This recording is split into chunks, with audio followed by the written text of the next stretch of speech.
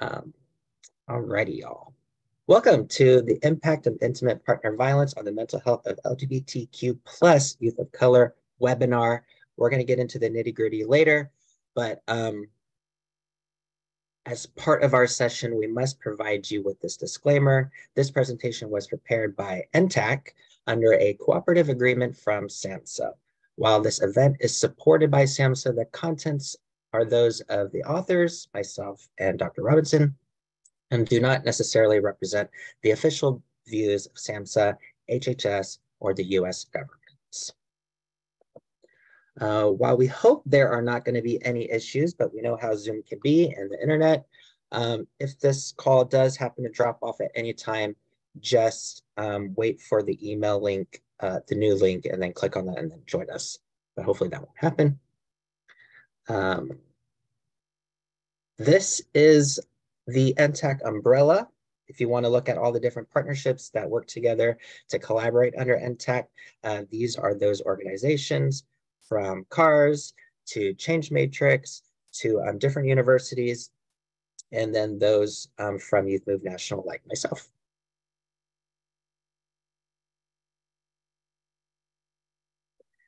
As a center, our vision is that all children, youth, and families living with and impacted by mental health challenges will have access to resources and opportunities they need to thrive in a comprehensive and equitable system of care.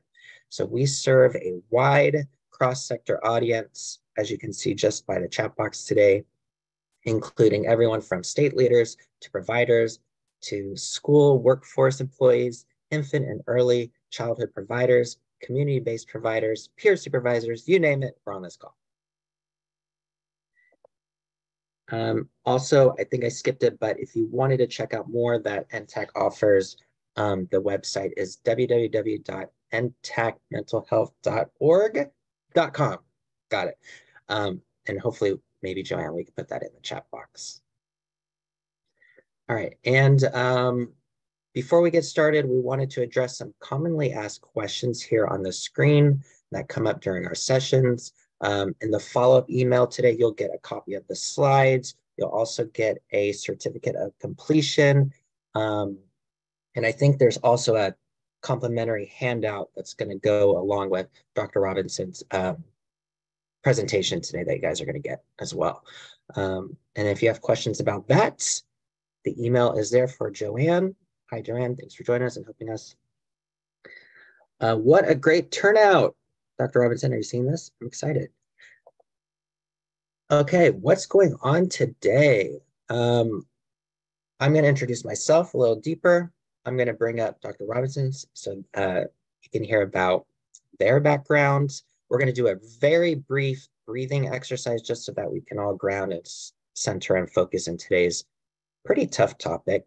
And then today's presentation is broken into 3 compartments. First one is about recognizing how can we see, pinpoint, notice through signs, data, and connections with our queer youth, whether or not IPV or intimate partner violence is relevant in their lives.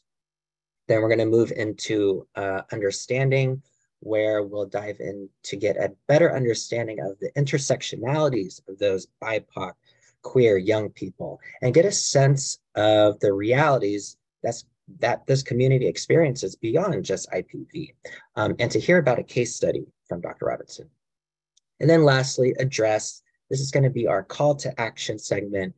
What can you all do as service providers or youth peer support workers or youth engagement specialists, SAMHSA grantees, to really move forward with what you've learned today? And then we'll close out. Does that sound good? Okay. So if I've never met you before, I've never seen you before, I'm TJ McGrath. My pronouns are he and him. I'm originally from Hawaii, but now I live here in Los Angeles, California. I work in chapter services at Youth Move National. So I work really closely with our 60+ chapters across the country doing that awesome youth-focused, youth-driven work. And I also work under contracts such as this one at NTAC, and then different state department contracts like Washington and Alabama, where they're implementing youth voice and choice And prior to this, I did work on local government grant projects as a peer and outreach worker, up to program coordinator for a transitional age youth homeless program that's still going on and successful in LA right now. So I've done all that boots on the ground outreach, warm handoffs, case management, and I'm just happy to be able to share my expertise and my experience on a national level. And with me today, we have the awesome, the amazing Dr. Amorie Robinson. Dr. Robinson is a licensed clinical psychologist in Michigan, serving as an associate director in behavioral health at the Ruth Ellis Center in Highland Park, which is in Detroit, and does evening psychotherapy at the Radical Well-Being Center using trauma-informed, intersectional, decolonizing, African-centered, LGBT-affirming approaches. Dr. Robinson conducts trainings for mental health providers on cultural responsiveness with LGBT plus clients and is a trainer for the Michigan Department of Education. Published articles include Black Lesbian Youth Adult Resiliencies, Black Women Wellness, and Black LGBT and Gender Nonconforming Youth and Juvenile Justice. She is a member of the Association of Black Psychologists and Association for Women in Psychology. Woo! Thanks for being here. You'll hear from her in just a second. But before that, let's go into our breathing / grounding exercise. If you guys follow along, it's a really short video. This is something that you can just take back into your own workspaces or your personal lives. It's going to show you how to do it, and then I think like a minute of just doing it. So I hope you like it. Here we go.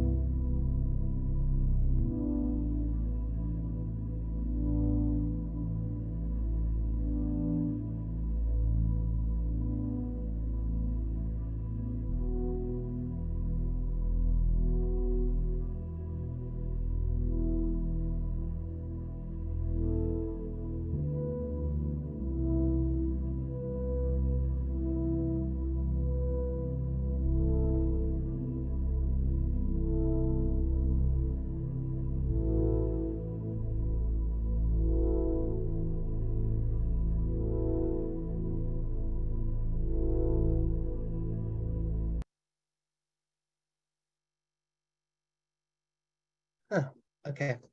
I feel centered. I feel grounded. Hope you all do too. Sometimes I forget the hold. So yes, thank you, Joanne. It's called box breathing. All right. I think, oops, we don't want to do that again. Here we go. I think we're ready. Dr. Robinson, are you ready? I'm gonna pass it to you. I am. Okay. Cool. I am indeed. Gosh, what a friendly group. I've been reading the chat. Hello, everybody. I'm Dr. Amorie Robinson, aka Kofi Adoma. That's my African name. Oh, I love the box breathing. I really needed that. Thank you. And thank you for inviting me here. Oh my goodness. I love working with the team here. TJ, you are amazing. So I'm going to keep it moving. You know, when I meet with people, I don't mind, you know, sharing who I am. I identify as a cisgender, masculine of center woman who is a same gender loving person of African descent. I grew up in the civil rights, women's rights, and the Black liberation movements. In other words, I'm a baby boomer. I admit that I still have a lot to learn that my young clients can teach me, which they do every day at the Ruth Ellis Center. Trust me. I'm grateful to work at an agency that's named after an out Black lesbian who was an elder in the community that I got to have a friendship with. Not too many people can say that, right? And I'm blessed to work in an agency that primarily serves Black and brown LGBT plus youth. They humbly keep me on my toes. I want to start off with a land acknowledgement. I live on the ancestral and the contemporary lands of the Anishinaabe, the Ojibwe, the Adawa, the Potawatomi, and the Wyandot peoples here in Michigan, or Michigama, the indigenous people who were here before European colonies came. And I wish to also recognize my own African and African-American ancestors whose backs I stand upon and whose spirits live within me. And with its imperfections, I remain proud and grateful to be a descendant of those who fought for this country and helped to build it despite the atrocities that they endured. So I say to them, Ashe. And we'll go to the next slide. What are we going to cover today? Here's our objectives. The first one being that participants will gain insights into the lived experiences of LGBTQ plus youth of color. Of course, we're not going to be able to cover, you know, everyone represented in these letters. And these are just letters. There's much more to this community than this. Participants will gain some understanding of the impact of intimate partner violence. So if I say IPV, that's what I mean, upon the mental health of LGBTQ plus youth of color.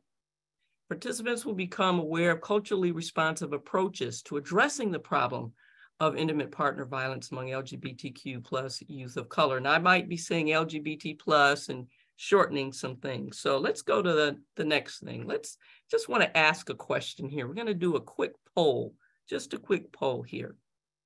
So how many of you have ever taken a course in high school or college that was entirely dedicated to LGBT education? That could be LGBT history, could be LGBT psychology, et cetera, et cetera. So let's see what we've got here. Ooh, look at there. Look at there. Look at there. With 88% in. 88%, 12%. All right. So that should paint a bit of a picture, right? In 2023, and see, I'm a baby boomer, so I've been at this for a very long time. I'm still waiting for the yeses to be where the 88s are.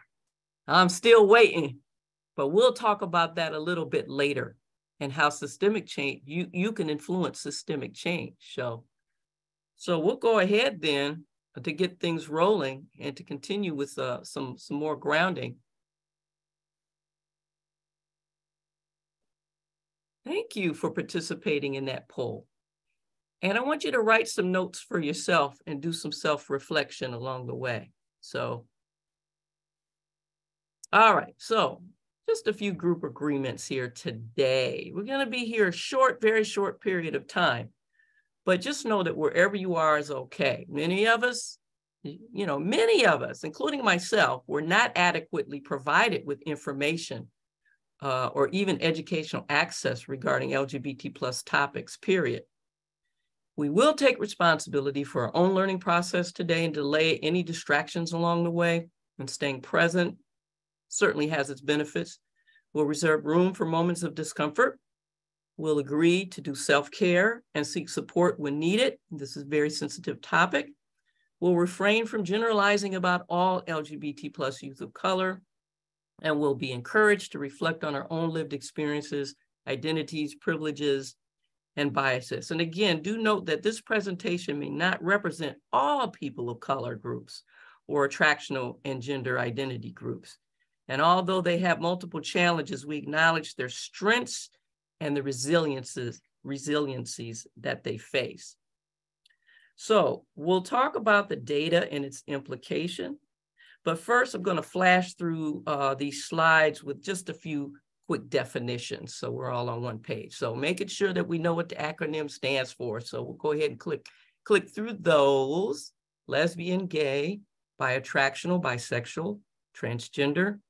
Q could stand for questioning or queer, and the plus stands for an array or spectrum of other identities, such as non-binary, two-spirited, gender fluid, gender variant, gender non-conforming, asexual, pansexual, genderqueer, non-heteroattractional, intersex, etc. Whenever I say AOG, that's my term. I know there's a term called SOGI with an S, but I use attractional rather than sexual to describe people's identity. So I mean attractional orientation, gender identity, and gender expression. And everyone has one. Everyone has one. So anyway, let's go to the next slide to talk about intersectionality. Now, the title of this presentation begins with living on the intersections. And I wanted you to know that intersectionality is a legitimate term. It was created by UCLA law professor Kimberly Crenshaw, someone who I had the pleasure of meeting in 1988 when she wrote her first article on this topic. In simple terms, it describes how systems of oppression overlap to create distinct experiences based on multiple marginalized identity categories. For example, other than their young age, with all of their developmental issues like puberty and dating concerns, LGBT plus youth of color are still tending to a host of other areas of their lives that infuse their racial, ethnic, gender, attraction, socioeconomic status, and other identities, all of which can have an impact on access to services and quality of those services. It's challenging enough living between and upon all of these types of intersections in the United States. There are plenty of firsthand stories and testimonies written about the experience of being othered and the stress and trauma of just existing. We'll go to the next slide. So what do we mean by intimate partner violence? It's a quick definition. IPV occurs when a person asserts power and control over their partner in a current or former relationship. IPV tactics include emotional, physical, and sexual abuse, isolation, identity, cultural abuse, and financial abuse. IPV is also called domestic violence, partner abuse, or dating violence. And I'm giving an example in this next slide here, an example of specific emotional abuse among LGBT emotional abuse, like blaming the abuse on a partner's LGBT plus identity, denying that abuse can exist in LGBT plus communities, normalizing such abuse, also pressuring a partner to be out or to be closeted, threatening to out one's partner to their boss, their family member, clergy, et cetera, and you'll have more in your handouts. It happens that my very first journal article and book chapter was on African-American lesbians and domestic violence. That was way back in 2001. And since then, the scholarship has grown, but very few have been on African-American youth or any youth of color, whether lesbian, gay, bi-attractional, transgender, non-binary, or pansexual. For someone like me who grew up as a member of the LGBT community, LGBT scholarship and research are long overdue and in need of more attention. And this presentation intentionally centers the experiences of LGBT youth of color. So let's go on to data. I'm just going to show you this one slide. I'm not going to read all of it. You can read it for yourself, but just kind of scan over this slide as I talk to you. Just to give this topic some context, LGBT youth, as you can see, already face more hardships than their heteroattractional and cisgender peers, as many studies have shown. And many of you know this already because I see the type of work that you're doing. Excellent. For example, this population is disproportionately targeted for hate crimes, based on their minoritized attractionality and gender identities and expressions. But you notice something missing on this slide. The fact that intimate partner violence of LGBT youth is higher than that of their heteroattractional and cisgender counterparts. In fact, they're at higher risk for all forms of violence across the board. So let's take time to unpack some of this. So we're going to start with part one, recognize. So we'll go to the next slide here. So we'll start with the first slide. 24% of youth who reported having only same-sex romantic or sexual relationships experienced either psychological abuse or physical dating violence. And take note of how you're feeling as you see these stats. Let's go to the next one. Higher shares of LGBTQ youth report, this is another study, so they don't include transgender in this particular one, reporting cyber dating abuse, and you can compare 37% compared to 26% of heteroattractional youth. Physical dating violence, and you can see the numbers there, and psychological dating abuse, and you can see the numbers there, and you see the differences there. Okay, and we'll go to the next slide. These are findings from some other studies, the Williams Institute. Although more limited in number, studies suggest that transgender people may confront similar levels, if not higher levels, of IPV as compared to those who are not transgender. And the studies range from 31.1% to 50%. The Trevor Project, you can go online to see their studies, show that 11% of LGBT plus youth who reported dating someone in the past year experienced physical dating violence. The Urban Institute Justice Policy Center showed that transgender youth report the highest rates of physical dating violence. Look at that number, 88.9%. Psychological dating abuse at 58, almost 59%, and cyber dating abuse at 56.3%. And note that trans non-binary youth can be gay, lesbian, or heteroattractional. Keep that in mind. And LGBTQ youth reported significantly higher rates of cyber dating abuse, victimization, threats, coercion, and perpetration than heteroattractional youth. And so we'll go to the next one. All right, now these are specific to LGBT plus youth of color groups, and it was really hard to find this information. American Indian, Alaskan Native LGBTQ youth had more than 2.75 times greater odds of experiencing physical dating violence in the past year compared to white LGBTQ youth. Latinx LGBTQ youth and youth who reported multiple race and ethnicities also had greater odds of experiencing physical dating violence in the past year. Black LGBTQ youth had equal odds, which could be related to a second finding that Black LGBTQ youth, almost 50%, had higher rates of not telling anyone about their experience of physical dating violence.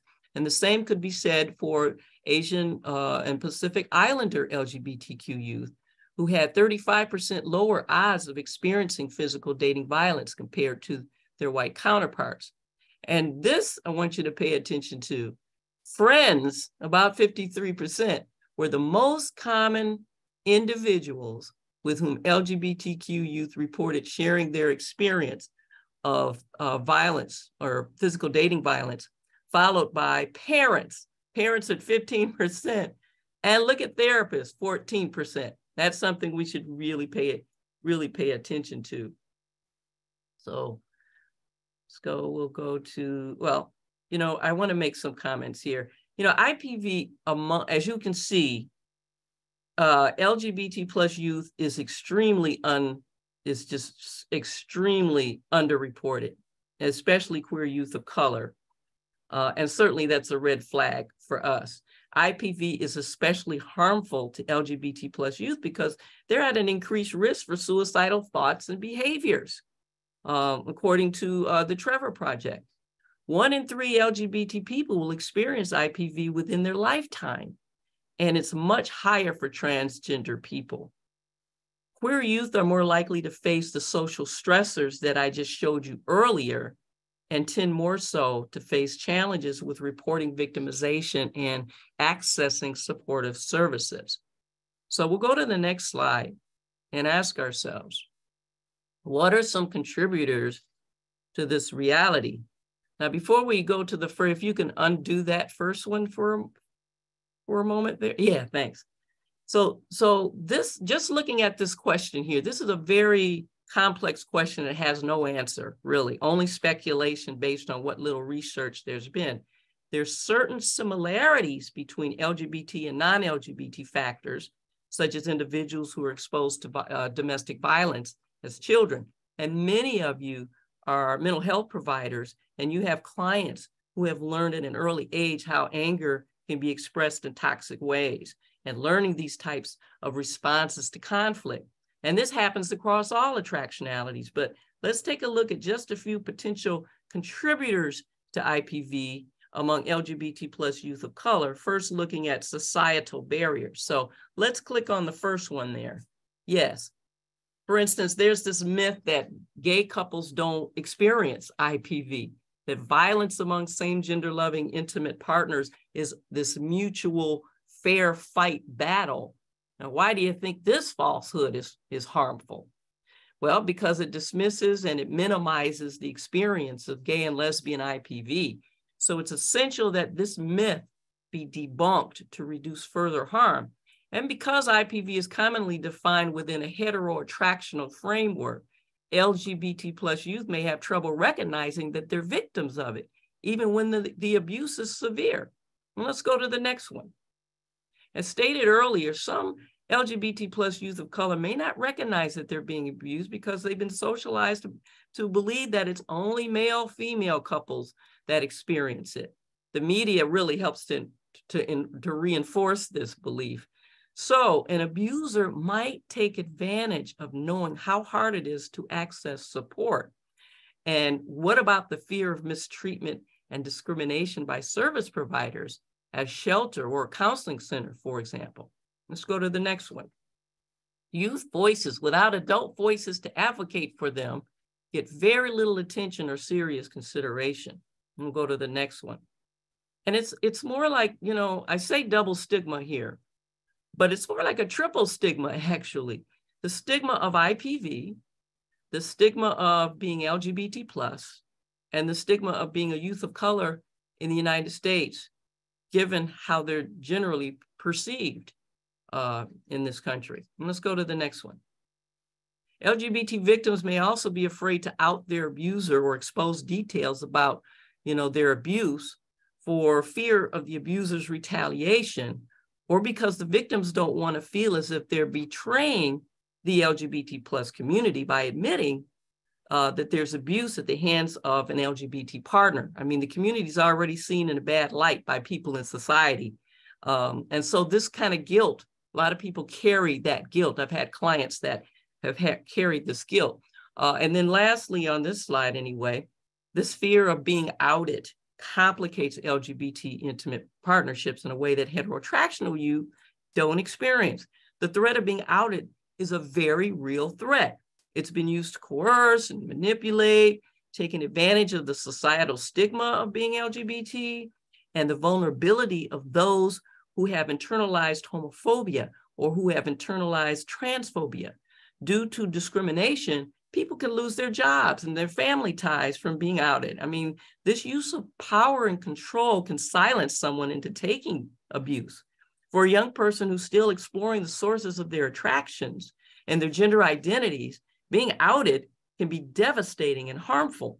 Part of this harm is the potential for youth to blame themselves for the abuse against them. So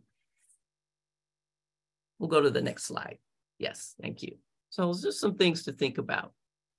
Also, LGBT folks face barriers to seeking help. I mean, we've talked about that a little bit. And LGBT youth are overrepresented among young people experiencing homelessness and housing instability in the US. And so this elevated risk has detrimental effects on LGBT youth mental health, according to a national survey on LGBT youth mental health. And this makes LGBT plus youth more vulnerable to IPV and trafficking, human trafficking and sex trafficking and other dangerous and harmful acts against them. And then economic factors such as lower economic status is linked to a greater risk of IPV. Environmental factors such as growing up in an abusive environment, having witnessed or experienced not just domestic abuse, but other types of violence as well.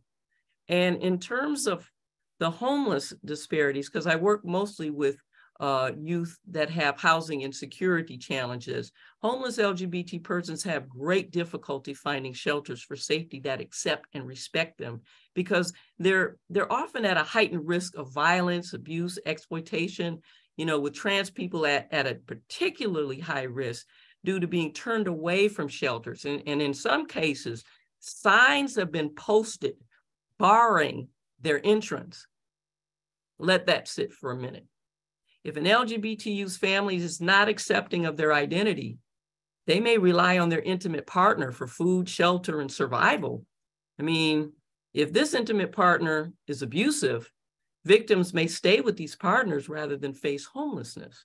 LGBT teens are also highly vulnerable to human trafficking due to their higher risks of homelessness and depression and other types of mental health factors. And IPV elevates the risk of trafficking. That's we started the Ruth Ellis Center because there were so many youth, LGBT plus youth, that were without housing. So it's really important that we take a look at these realities. So let's go to the next topic. Sit with that for a minute. Why is this topic important? I invite you at this juncture to write in the chat a word or a sentence that reflects why you think this topic is important, or else you wouldn't be here today, right? You are here. Thank you for being here. Go ahead. I'll give you about a half a minute. That's 30 seconds. Half a minute. I won't even hum the Jeopardy song. Equity and access. Yeah, equality. Yeah, IPV kills. Youth need the knowledge. Yeah, support, equity. Yes, awareness, education, advocacy. Yes. Yes, inclusivity, awareness. Oh, yes. Thank you. And keep them coming. Here's my own answer, if I may, and we can go ahead and click. You all are right on the nose. According to the Trevor Project, LGBT plus youth are among those at highest risk for attempting suicide. And I know we're here because we care. Highest risk for attempting suicide, and those who experience physical dating violence are at a significantly greater risk. Unfortunately, most LGBT plus youth do not disclose their experiences with physical dating violence with adults, like parents, family members, therapists, and I know you all are in the room, medical professionals, teachers, who may be in a position to help them access professional support. Yes, let's go to the next, let's just go to the next topic here. Let's talk about unique vulnerabilities of this group of youth. First of all, the historical realities. IPV is a public health issue, and it's also a social justice issue. Using an intersectional lens to examine this topic is essential. For example, IPV in people of color communities happens in the context of other forms of violence that may be happening in these respective communities and should always be considered as part of a fuller picture. Historically, people of color and LGBT plus people have been disproportionately affected by multiple types of violence, from targeted hostility against them, including hate crimes, racial traumas such as driving while Black, sexual assaults, genocide, colonialism, all that. LGBT plus youth of color are withstanding the lived experiences of being upon several layers of minoritized identities. For example, being Asian and gay, being Latinx and trans, being Native American and two-spirited, being a Black bi-attractional woman. One study showed that trans women of color are not usually taken seriously by police when they're victimized by their partners. Lack of role models. Well, because LGBT plus youth of color are rarely exposed to positive images of healthy same-gender couple relationships, such as positive LGBT plus adults of color in their lives, they may struggle with developing decision-making and conflict resolution skills most relevant to their identities. And there's plenty of guidance in the world about heteroattractional partnerships, but these type of relationships may not fit their situation. If a youth is not out to their parents or caregivers, or have caregivers who are not supportive, they're not apt to get the guidance and wisdom on relationship building often afforded to heteroattractional youth. And I mentioned earlier how these experiences can lead to silencing oneself, even when they need help and support, when there's internalized racism, internalized transphobia, and all of that. The bonds of culture are strong, and traditions are a part of one's learning and upbringing among this group of youth.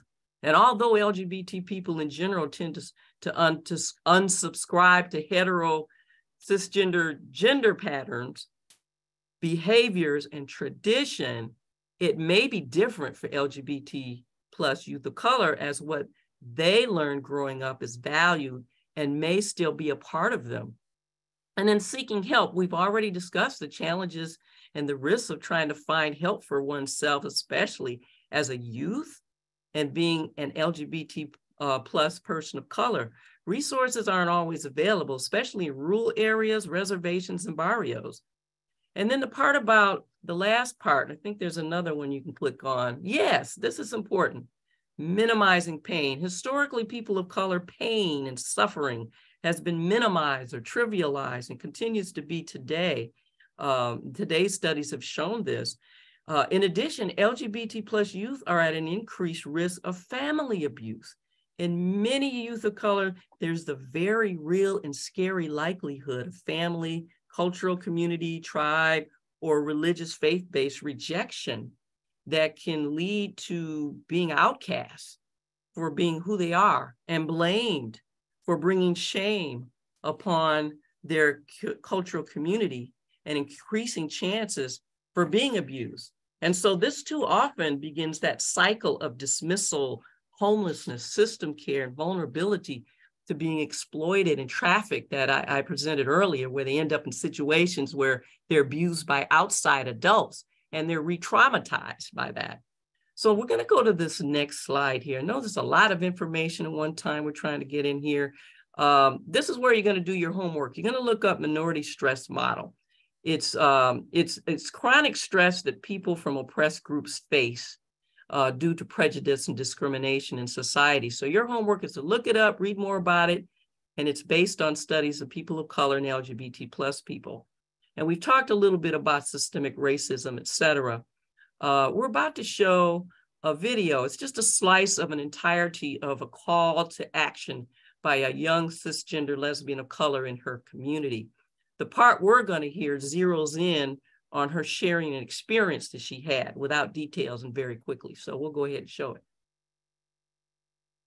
Now, at the time, a lot of this behavior was normalized, so I was thinking that this is just stuff you have to go through in a relationship, but it never felt right to me. Eventually, I had to pull away from relationships I wanted to stay in because I kept running into obstacles where I realized my partner could not change their behavior. You cannot be with a partner that can't find other ways to deal with their emotions or frustrations and learn how to communicate with you better, other than just hitting on you when they get mad. You don't deserve that, and you don't need to be in a situation like that. And now, I wish I had someone that told me that a long time ago, because the abusive partners that I had over time would just show me so much love that they were just like, I love you so much. This is why I'm so emotional. This is why I'm so aggressive. But it's toxic, boo. And I don't want to deal with that. I actually had an ex-girlfriend that got aroused by creating turmoil between us just so we can have makeup sex. Like, listen, that was fun, but that's toxic, boo. I don't need that. I had another ex that every time she got intoxicated and she got frustrated, she'd find a way to put her hands on me. Now, me personally, I will never put my hands on a female, period. You know, I don't really like fighting unless I'm in the boxing ring, period. But I would never put my hands on my girlfriend, ever. And that's because I'm also aware that I'm really strong and I got hands. I would never want to harm anybody. Women, y'all need to realize that too. We are strong, we have strength. Why do we want to harm a person that we care about?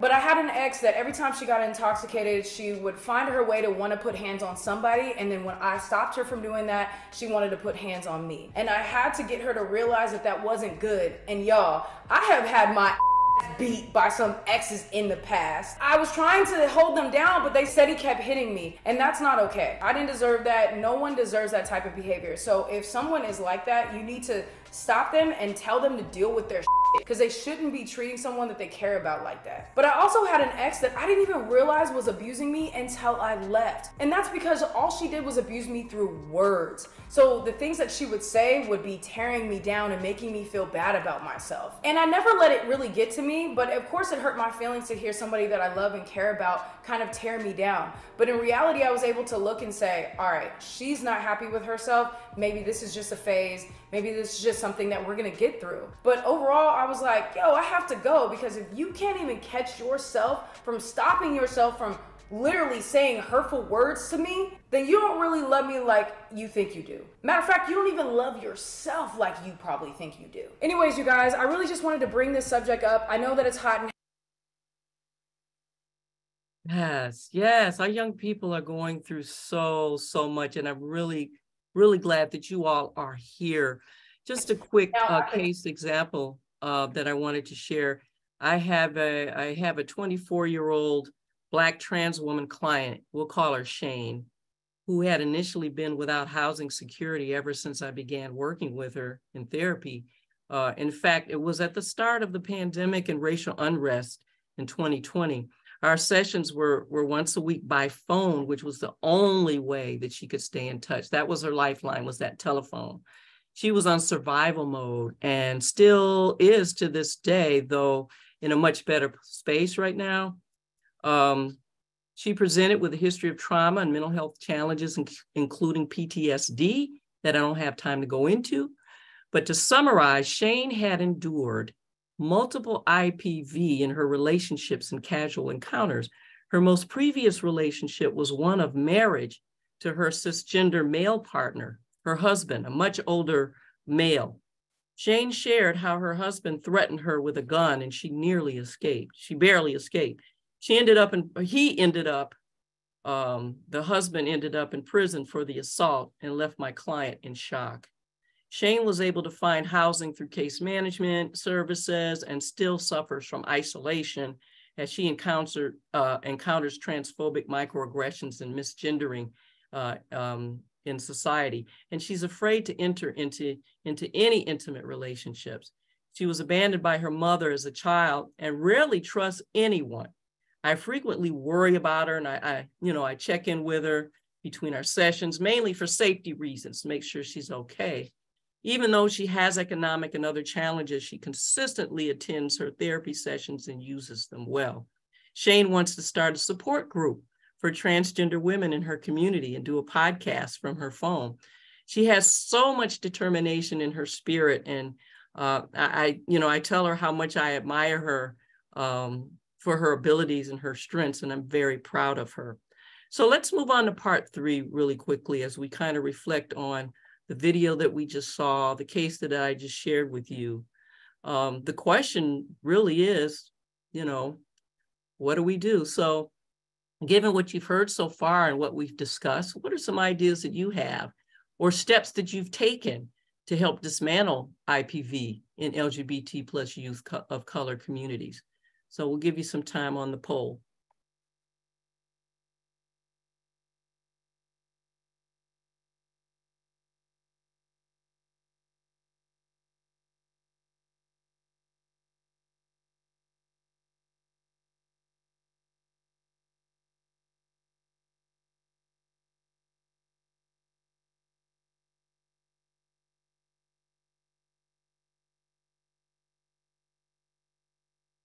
All right. So TJ, as the poll ended, it says 100%. Oh, 13 of 13. Okay, I see. Maybe like 30 more seconds because they're actually typing this one. Yeah. Thanks.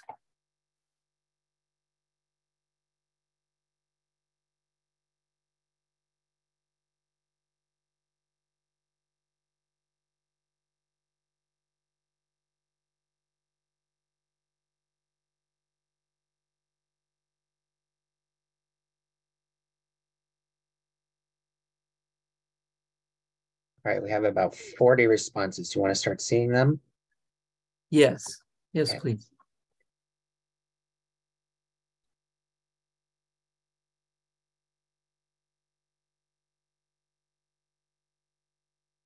Oh wait, Joanne, how do we see these, the long answers?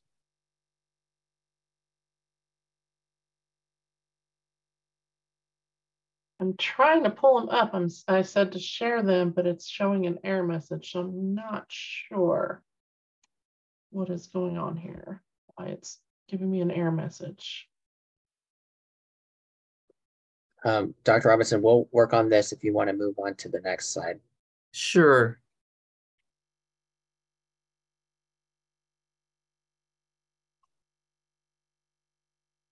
Sure, absolutely. So these are just some recommendations. Restorative practices, police training. What can you do to influence how police respond to calls of IPV among, let's say, same gender couples, for example? Certainly giving youth an opportunity to be involved in IPV activism and advocacy. That's been shown to be therapeutic in some ways and empowering, and having special hotlines set up. And we can go to the next one. Setting up National Domestic Violence Awareness Month programs. Wherever you are, partner with local LGBT plus and people of color community centers and grassroots and youth serving organizations. And we'll go to the next slide. If you're in the therapy room, for example, learn about the life experiences of LGBT youth and those of color. There's a couple of tools that I put in there that you can look at yourself. Certainly remember that a lot of these youth have chosen families and involve them in the work that you're doing with the client. Create an authentically caring and culturally responsive environment wherever you're at. Provide support groups centering on the relationship building and dating that are not based on heteronormative roles and binary roles and behavior. Sometimes LGBT centers can be great resources.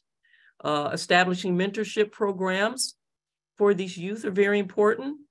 People that may reflect who they are in terms of their culture. Consult with other clinicians with lived experience or solid knowledge base in this area. And advertise your services in locations where youth of color frequent, and proactively announce that you're an affirming agency. And create a position, maybe think about creating a position at your agency, like a specialist in LGBT plus support, for example, or a committee, or something like that. We'll go to the next slide. And the competency. Your client to educate you. Do your own research, find credible resources to inform your practice, take into consideration the age cohort, race, language, et cetera, neurodiversity, and other factors. Find ways to work with family members. Be mindful not to adultify or sexualize or criminalize LGBT plus youth of color. Be aware of any biases or countertransference reactions you might have. And be careful to refrain from making any assumption about one's attraction or orientation, gender identity, or expression. And be careful to avoid pathologizing the client's AOG. Consult or make referrals if necessary. And we'll go to the next slide. This one is particularly for parents. Plenty of studies have shown how much influence parents and caregivers have on the overall health of LGBT plus children. Family rejection is strongly associated with negative mental health outcomes. We started a parent support program here at the Ruth Ellis Center many years ago. And so we have family members and parents come in and learn how to support their young LGBT plus children. When accepting parents find out that their LGBT plus child is a victim or a perpetrator of IPV, there's no one answer to this, nor should there be, but one essential ingredient is simply communication and action planning. Follow your instincts and do what you would ordinarily do for your heteroattractional or cisgender child. But these are also some other suggestions that we make, and those will be in your slides. And then we'll go to the next slide. in your institution, trainings, ongoing mandatory trainings on the experiences of LGBT people. We really need to have courses in social work, psychology. Say yay in the chat if you believe this. What can you do to work within institutions like colleges and universities to teach these courses? Not just as a side or a marginalized course, but as mandatory for anyone going into human services. Deconstruct oppressive policies in your agency. Some call it EDI. How inclusive are these policies, and evaluate them annually. Ask yourself how accessible your services are. Pay attention to hiring practices. Are there people of color? Are there LGBT plus staff and board members? Who can you consult with to ensure culturally sensitive best practices? And then we'll go to the next slide, quick. And the idea of an ally, co-conspirator, upstander, whatever term you want to use, it's really important to have allies in these young people's lives. And we'll go to the next slide. It's just to remind you that there are resources. There'll be resources in the handout, and the more resources, the more great resources, the better. We can't just expect youth to help themselves entirely and blame them entirely. They get into trouble, things like that. You know how we are with young people. So we have to look at systemic issues and work on changing them. This is one of the most understudied groups in general, let alone regarding IPV. We know how to create safe harbors like crisis shelters, which need to be inclusive, by the way, and have staff that are culturally competent. For example, in women's shelters, the couple should not end up in the same shelter. And I wrote this in my article. Crisis counselors can prepare themselves to best support these youth in ways that respect all of their identities and experiences. For example, it would help if we refrain from minimizing their love relationship by referring to their boo as their friend, okay? Learn about life experiences of LGBT youth and those of color. For example, to be able to work with these youth, clinicians need to address their own resistances and biases first and foremost, and be aware of discrimination. Believe what these young people say about their identities, about who they are, and believe what they say about the responses to their identities. So proactive and empathic listening are tools of therapy that we're all familiar with. And we also can't forget about working with abusers and perpetrators and survivors alike. Help them heal from their own personal traumas and use the tools of restorative justice. Overall, we have to zero in on help-seeking aspects and access to care, and think about ways to work on prevention by way of collaboration, strategies, creativity, and engaging with these populations. For example, there needs to be LGBT people of color represented in the faces of IPV programs that you have, like bulletins and brochures. And what about school-based programming? You know, focus on learning how to develop, you know, strategies and maintaining healthy relationships regardless of their attractionality and in the cultural context in which they live. And given the intersection of suicide risk and dating violence among these youth, we need to be equipped to adequately address this. And furthermore, mental health providers can provide trainings, like I said, to law enforcement, helping them to respond sensitively to the experiences of LGBT plus youth and adults of color. So collecting that data, that AOG data, to track and to identify cases in order to assess the risk of IPV appropriately and make the necessary referrals for support. How many of you have places in your intake forms that ask for AOG information?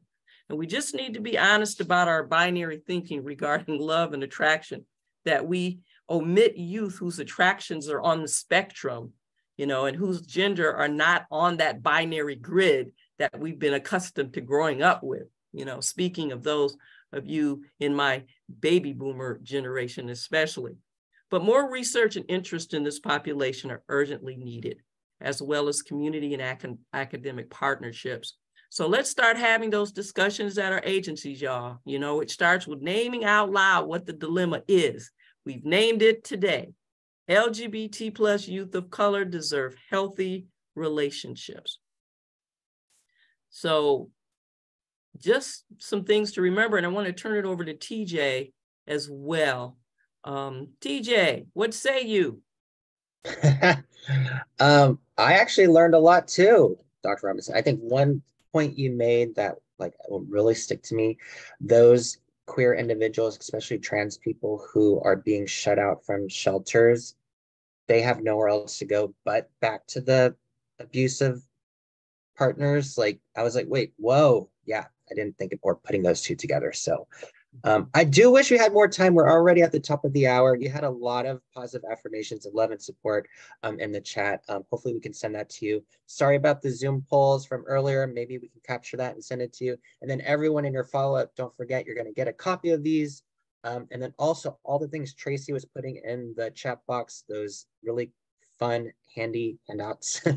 Maybe we can put those in as well. Thank you all for joining us. Have a fabulous rest of your March, and then good luck in April. We'll see you at our next workshop. Thank you for all you do. Thank you all.